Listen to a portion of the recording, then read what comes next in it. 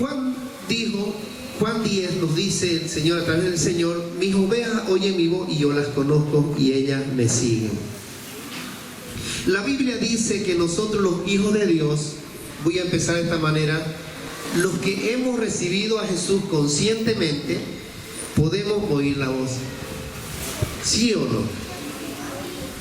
Todos los que hemos recibido al Señor ya podemos tener esa capacidad de oír la voz de Dios. Cuando Dios nos habla, muchas veces oímos una voz audible, muchas veces percibimos cosas que Él puede decirnos. Nos habla poniéndonos pensamientos en nuestra mente o situaciones diversas en las cuales el Señor puede hablarnos de una manera diferente a cada uno, por impulsos en nuestro corazón, por deseo, una impresión de nuestro ser a veces cuando sentimos algo, o una imagen visual en la cual nosotros ponemos en ciertas situaciones. Pero la pregunta es: ¿cómo puedo saber si eso que estoy experimentando viene realmente de Dios? Usted se ha preguntado, y el anterior domingo yo hablaba un poco sobre esta situación. Hablaba cómo es que podemos oír la voz de Dios. Por eso hoy lo he titulado Respuestas de Dios. Entonces, y muchas veces pensamos que puede ser Dios quien nos está hablando, o quizás puede ser el deseo de nuestra carne, o también puede ser una mentira del diablo que nos está hablando. Esto es supremamente importante, hermano, muy importante, porque esas emociones, impulsos, determinan nuestras decisiones. ¿Se entiende? Dígale a su hermano: esta situación, dígale, o esta emoción determina nuestra decisión. Y si nos equivocamos, eso nos puede llevar muchas veces al fracaso o a la muerte. En Proverbios 14:12 el Señor nos dice que hay caminos que al hombre les parecen rectos, pero que acaban por ser caminos de muerte. Esto dice Proverbios 14. Si queremos que Dios nos hable, tenemos que hacerle preguntas. Dígale a su hermano: a Dios tenemos que hacerle preguntas. Señor, ¿qué quieres que haga? Dile: Señor, ¿qué quieres que haga? ¿Esto que estoy sintiendo es tu voluntad? Señor, ¿qué quieres que haga? Pregúntese. Dígale: Señor, ¿qué quieres que haga? En Santiago 1:5 nos dice, si realmente quieres saber lo que Dios quiere de ti, pregúntale y Él con mucho gusto te lo dirá. Esta es una traducción que hay en Santiago 1:5. Quizá usted le diga al Señor: háblame, pero el Señor le dirá: ¿de qué quieres que te hable? Si solo le dice: háblame, ¿de qué quieres que te hable? Y no vaya a ser que usted le salga con esa canción que dice: pregúntame, ¿y cómo es él? Alguno que está buscando novio o novia por ahí, de repente está cantando algo que nada que ver con el Señor. Pero ¿cómo puedo yo saber si ese impulso realmente es de Dios? Y esto lo hablaba el otro domingo un poco. La respuesta está en 1 Juan 4:1. Dice: no crean nada por el simple hecho de que les afirmen que es mensaje de Dios. Pónganlo a prueba primero. Todo sentir, todo impulso debe ser puesto a prueba. Bien, ¿y cómo podríamos poner a prueba si ese sentimiento, ese pensamiento, esa emoción o ese aviso es de Dios? Pedro, por ejemplo, en Mateo 16:15 decía así el Señor: ¿y ustedes quién dicen que soy yo? Dice la palabra. Les preguntó Jesús. Simón Pedro respondió: tú eres el Cristo, el Hijo del Dios viviente. Entonces Jesús le dijo: bienaventurado eres Simón, hijo de Jonás, porque esto no te lo reveló carne ni sangre, sino mi Padre que está en los cielos. Y ahí es donde continúa: y yo también te digo que tú eres Pedro, y sobre esta roca edificaré mi iglesia, y las puertas del Hades no prevalecerán contra ella. Y a ti te daré las llaves llave de los cielos, y todo lo que atares en la tierra será atado en los cielos, y todo lo que desatares en la tierra será desatado en el cielo. Yo me imagino a Pedro corriendo, subiendo y llevando las llaves para un lado y para el otro, abriendo una puerta, abriendo otra, y que abrió la llave del infierno, la puerta del infierno, y abrió la llave del cielo para que uno entrara y el otro saliera. Si profundizamos esta palabra, el Señor tiene muchas respuestas sobre esto, porque no solo se lo decía a Pedro, sino Pedro representaba a todos sus discípulos, el cual estaba diciendo que todo lo que hagan en mi nombre lo podrán hacer, echarán fuera demonios, sanarán enfermos, y las puertas del Hades y las puertas del cielo nos estaba autorizando el Señor para que todo aquel que recibiera el Espíritu Santo y reconociera que Jesús es nuestro Señor, tenemos la potestad y la autoridad de abrir el abismo para que el demonio se vaya allá y las almas que sean salvadas se abrieran las puertas del cielo. Y yo me imagino a Pedro cuando el Señor le dice que esto no te lo reveló la carne ni la sangre, sino el mismo Padre que está en los cielos. Yo me imagino a Pedro cómo se sentiría halagado cuando le dice esto, y mirándole a todo, digo, wow, mira lo que me ha dicho el Señor. Pero miren lo que pasa enseguida. Luego de que Dios lo halaga, Pedro le dice muchas cosas hermosas, le dice todo esto bonito que recibe Pedro. En el versículo 22 le dice, Pedro lo llevó aparte y comenzó a reprenderlo. ¿Quién? Pedro a Jesús. Lo lleva aparte, se lo lleva a él. A ver, el Señor, venga acá. Y lo lleva aparte y empieza, dice, a reprenderlo, dice la palabra. De ninguna manera, Señor, le dice Pedro a Jesús, esto no te sucederá jamás, porque ya el Señor había anunciado que moriría en la cruz, crucificado. Y ahí es donde Pedro se lo lleva aparte. Claro, le había dado una autorización a Pedro y le había dado este poder a Pedro, y Pedro se sintió, ¿cómo se sintió? Wow, se le subieron los humos a Pedro. Se le subieron los humos. De ninguna manera, Señor, esto no te sucederá. Ya Pedro estaba actuando como que si él supiera todo. No tenés que ir a morir en esa cruz.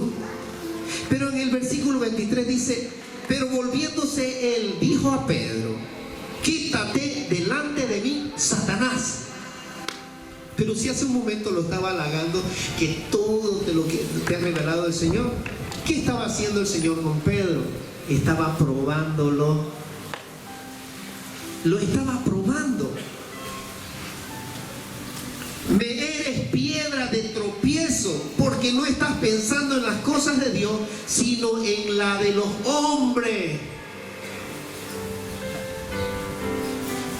Miren qué pasó ahí. Primero le dice a Pedro, Pedro, tú eres piedra. Y le dice, y si es sobre esta piedra o sobre esta roca edificaré mi iglesia. ¿Por qué luego le dice, apártate de mí, Satanás? ¿Qué encontramos en esta situación? Miren lo que está sucediendo, es una trebolina la que está pasando ahí. Estaba Dios y de por medio también estaba Satanás en medio usándolo a Pedro. Viene Jesús y lo reprende.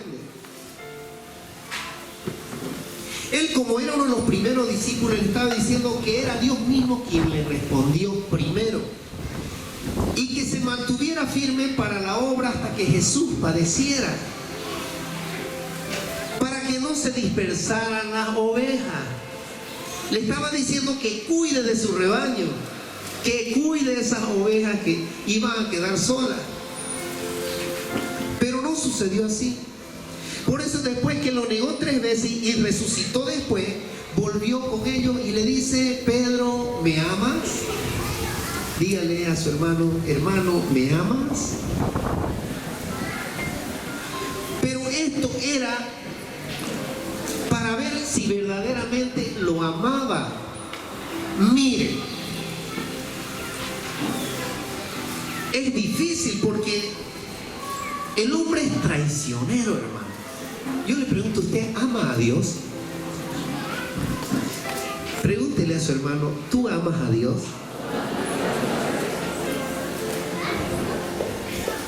Y dígale a su hermano, tú eres traicionero. Pero Dios es bueno, y te perdona. Dígale una vez más, tú eres traicionero. Aprovecha. Tú eres mentiroso. Pero Dios no es mentiroso. Por eso en Hebreos 7 el Señor jura, que solo Jesús era sumo sacerdote definitivo y no hay otro. Antes, dice, los sacerdotes se sucedían el uno al otro y se sucedían y cambiaban. ¿Por qué? Eran mortales y tenían que cambiar cada vez. Pero ¿qué sucede en esta situación?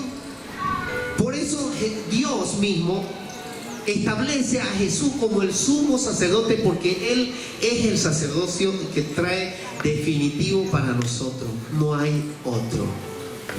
Y que se sucedió, y que el Papa primero, y que el Papa ya no hay eso. Nos las han charlado en Tecnicolor. Y en 1 Pedro 3 dice, para confirmar lo que Dios le habla a Pedro, pero escuchen lo que está generalmente malinterpretado. Dice 1 Pedro 3, la piedra viva. Acercándonos a Él, piedra viva, desechada ciertamente por los hombres, mas para Dios escogida y preciosa. Ustedes también, le está diciendo, Pedro le está diciendo a los discípulos, como piedras vivas, sean edificados como casa espiritual, en otras traducciones, como un templo espiritual y un sacerdocio santo, para ofrecer sacrificios espirituales aceptables a Dios por medio de Jesucristo. No hay roca que parezca a la de Jesús. Lo que Pedro le estaba diciendo a Jesús no venía de Dios. Por eso el Señor lo reprende en ese momento. Si ustedes se dan cuenta, hermano, primero Jesús le dice a Pedro, cuando afirma ser el Mesías, le estaba diciendo que todo lo que Pedro dijo venía de una revelación divina primero, cuando le dijo que Él era el Mesías. Pero después, cuando Pedro le dice que no tenía que morir así, esa revelación era de Satanás. Qué fácil, ¿no? Qué fácil. Y el Señor en esta palabra nos está mostrando cuán fácil es engañar o traicionar. Y si esto le pasó a Pedro, cuánto más a nosotros. Jesús le dijo a los discípulos que ellos podían probar o reconocer que lo que Él les enseñaba venía de Dios o era idea de Él. En Juan 7:17 dice, el que quiera hacer la voluntad de Dios conocerá si la doctrina es de Dios o si yo hablo por mi propia cuenta. Obviamente todo lo que decía Jesús venía de Dios. Nosotros lo sabemos, ¿sí o no? Entonces les decía todo esto preparándolos para el futuro, y los estaba preparando para que ellos sepan que muchas veces iban a ser engañados. El Señor le dijo, el cielo y la tierra pasarán, pero mis palabras no pasarán. Está en Lucas 21. Cuando alguien viene y le dice a usted algo a su antojo, eso no viene de Dios. Eso no viene de Dios. La Biblia dice que paguemos nuestros impuestos, Mateo 22. Romanos también dice que debemos pagar nuestras obligaciones. La Biblia dice que tenemos que pagar las deudas también. ¿Por qué digo esto? Usted no puede decir que Dios le habló a usted cuando le debe plata a alguien y que Dios se la perdona esa deuda. El Señor me habló y me dijo que esa deuda ya me la perdonó Él. Si usted le debe a alguien, no. Es muy distinto que Dios le diga al otro que le perdone su deuda. Al otro, al que usted le debe. Es muy distinto. Como le pasó a alguien, dio un testimonio hermoso, debía una plata y resulta que el hombre le dijo: no, déjelo ahí nomás. Déjelo ahí nomás. Porque eso sí viene de Dios. Pero cuando usted diga: no, Dios me habló y me dijo de que esa deuda ya está cancelada, ¿qué le parece? Eso no viene de Dios. La Biblia dice también que debemos darle al Señor nuestros diezmos. Entonces usted que está pasando por una situación difícil, se le ocurre no darle lo que le pertenecía a Dios. Y usted no puede decir que eso viene de Dios, que Dios me habló y me dijo que ya no lo dé porque estoy yesca. Eso le pertenece a Dios. Eso no es de nosotros. La Biblia dice que no nos asociemos íntimamente con incrédulos, porque son personas que no aman a Dios, y está en 1 Corintios 6. El noviazgo, por ejemplo. Que una niña venga y me diga que Dios le dijo que se encuadrara con ese impío, ay, que por medio de él yo voy a traerlo a la iglesia y se va a convertir al Señor. Eso no viene de Dios tampoco.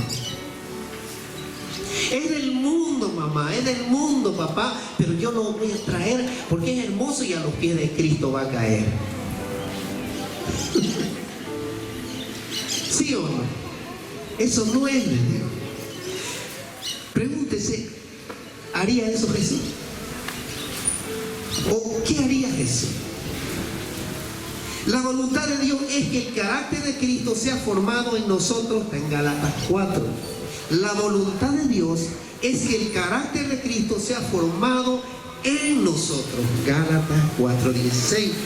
Por eso trabajamos en hacer discípulos, no solo creyentes. Por eso Vástago trabaja también en hacer discípulos, no solo en hacer creyentes. Esto es muy importante. El discipulado forma el carácter de Jesús. Por eso los que están sirviendo y los que están entrando en la viña del Señor tienen que comportarse y formarse de acuerdo a lo que Dios quiere, no a lo que yo quiero, no a lo que Él quiere, sino como lo dice la palabra de Dios. Si usted quiere ser un verdadero servidor del Señor, no a nuestro antojo. ¿Qué haría usted, o qué haría Jesús, voy a decir, ante un sentimiento, un sueño, una visión, algo que parece verdad? En Santiago 3:13 nos dice: si ustedes son sabios y entienden los caminos que Dios, o los caminos de Dios, demuéstrenlo viviendo en una vida honesta y haciendo buenas acciones. Pero si tienen envidias amargas y ambiciones egoístas en el corazón, no encubran la verdad con jactancia y mentira, pues la envidia y el egoísmo no forman parte de la sabiduría que proviene de Dios. Dichas cosas son humanas y demoníacas. Eso dice la palabra en Santiago 3:13. Si usted quiere escribir, anotar. ¿Se entendió esta parte? Voy a repetir una partecita. La envidia y el egoísmo no forman parte de la sabiduría que proviene de Dios. Dichas cosas son humanas y demoníacas. ¿Qué le parece? Si un sentir o un pensamiento o un impulso que usted tuvo, o creemos que ha sido motivado por envidia amarga, vamos a decir esta palabrita, aquí dos palabras interesantes: envidia y amarga. Analícenlo. Envidia amarga. Es raro este término, pero lo dice la palabra, envidias amargas. Pero ya es suficiente con envidia, ya es envidia, ¿no? Es malo. Y amargo también es amargo. ¿Pero por qué? Envidia es compararme con otra persona, ya tener lo que la otra tiene, o molestarme por lo bueno que le sucede a esta persona. Si a usted le sucede algo bueno y yo tengo envidia de lo bueno que le sucede, o yo tengo rabia, porque la envidia tiene parte de enojo y tiene parte de rabia en medio, pero una rabia y un enojo bien de adentro que ni usted sabe que es rabia ni enojo. Si usted le da rabia o le molesta o le incomoda, vamos a decir esta palabra mejor, le incomoda que le suceda algo bueno a usted porque se compró su auto del año y le fue bien, hasta le perdonaron todas sus deudas. ¿Es ahí? ¿Y este qué le pasó? ¿Qué habrá hecho nomás? ¿De dónde sacaría esa plata si no tiene?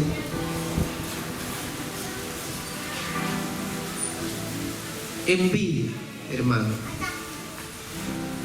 Sentir molestia por lo que él tiene o recibe.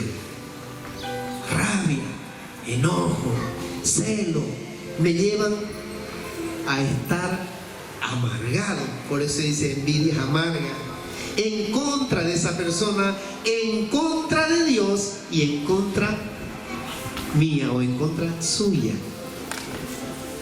Porque la envidia no solo le afecta al otro, muchas veces tiene que afectarle a usted mismo, al que tiene envidia, y al tenerle y afectarle a usted, ¿a quién le afecta? Le afecta a Dios. ¿Por qué? Porque Dios está viendo y está sintiendo ese corazón. Y el segundo mandamiento más importante, ¿cuál es? ¿Amarás a mi yo? ¿O amarás a quién? ¿Al gato? No, a tu amigo, a tu hermano que está a tu lado, a tu vecino. Amarás, dice. Lo amarás. ¿Y qué es amar al otro?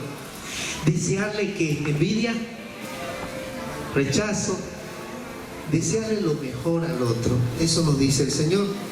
Y en el versículo 17 dice: la sabiduría que proviene del cielo es ante todo pura y también ama la paz. ¿Qué le parece esto? Que la sabiduría que proviene del cielo es ante todo pura y ama la paz.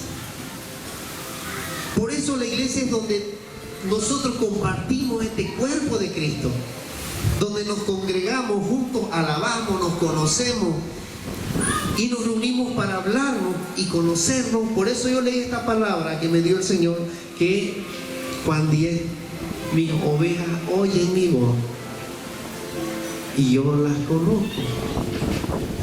El que entra por un lado y por el otro, ese es un ladrón y un salteador, dice.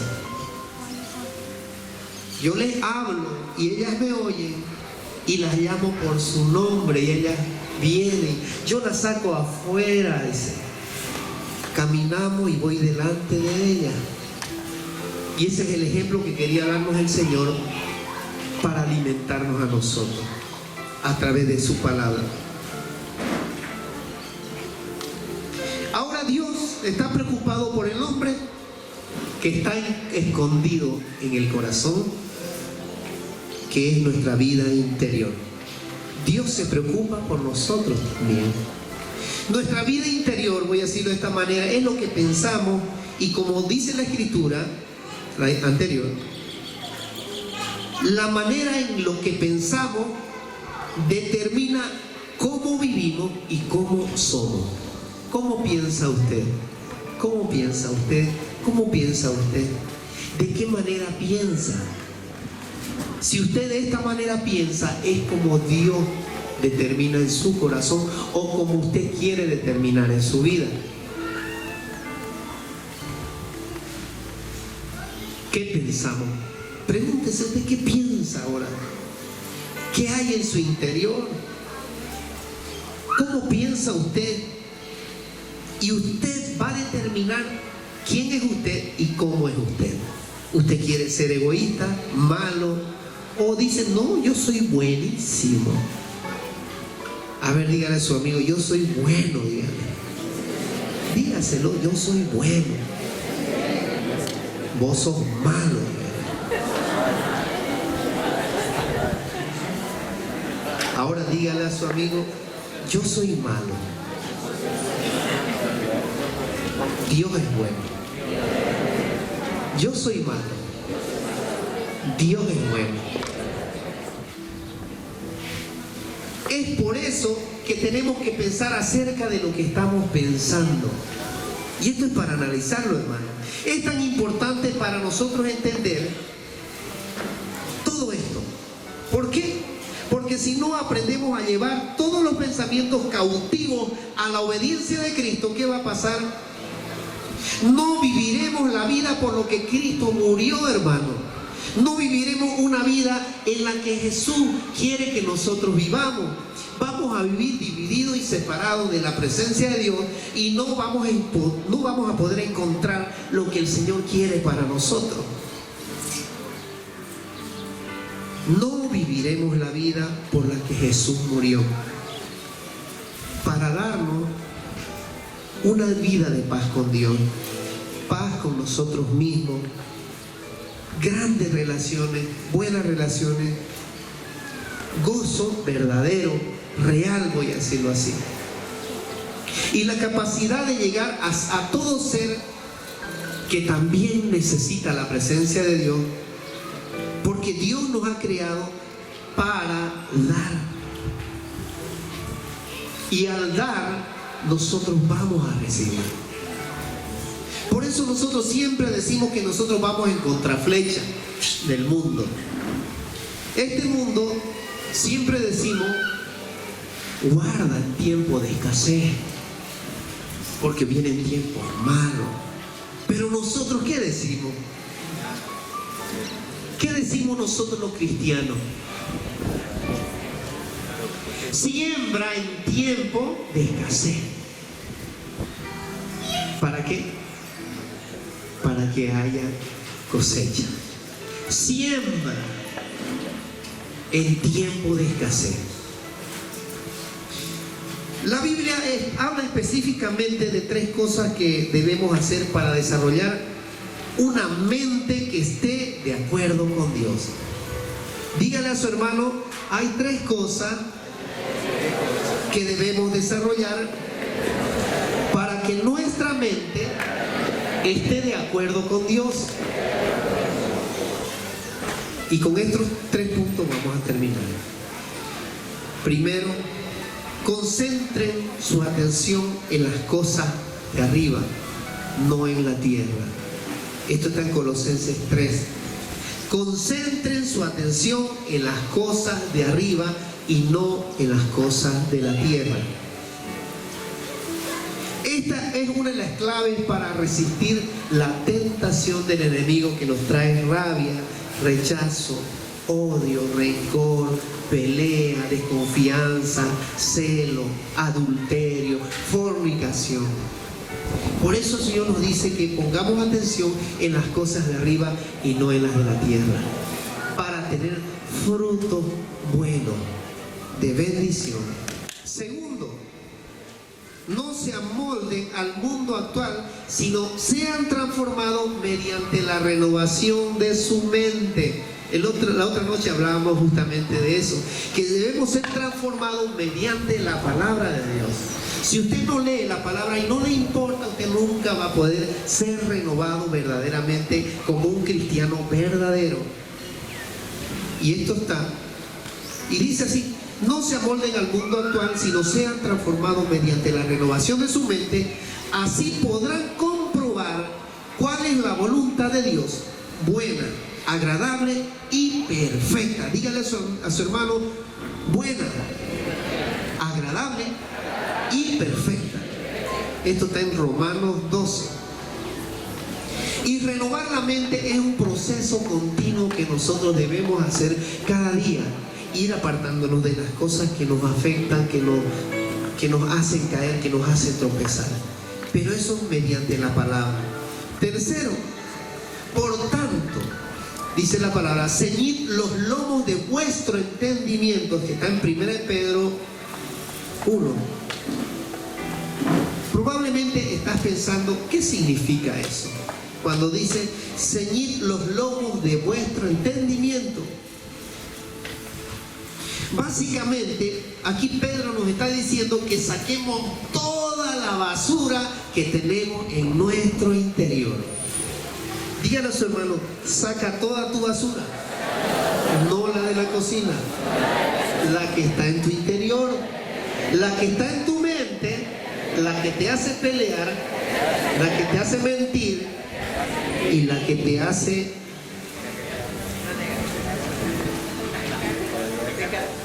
odiar. La que te hace odiar. Y esto es hermoso, hermano, porque el Señor ha venido esta mañana a darte una continuidad de la palabra que recibimos el otro domingo, para que usted pueda entender lo bueno, lo perfecto que es Dios, pero para que no salga de este lugar y después se olvide de lo que yo dije. Usted tome en cuenta que primero debe concentrar su atención en las cosas de Dios y renovar nuestra mente bajo el entendimiento de la palabra. Y otro, sacar toda nuestra impureza que llevamos dentro mediante esa renovación de la mente que nos dice el Señor. Entonces estamos listos para actuar siguiendo el plan de Dios para nuestras vidas. Dios nos bendiga, hermanos, y den un fuerte aplauso al Señor.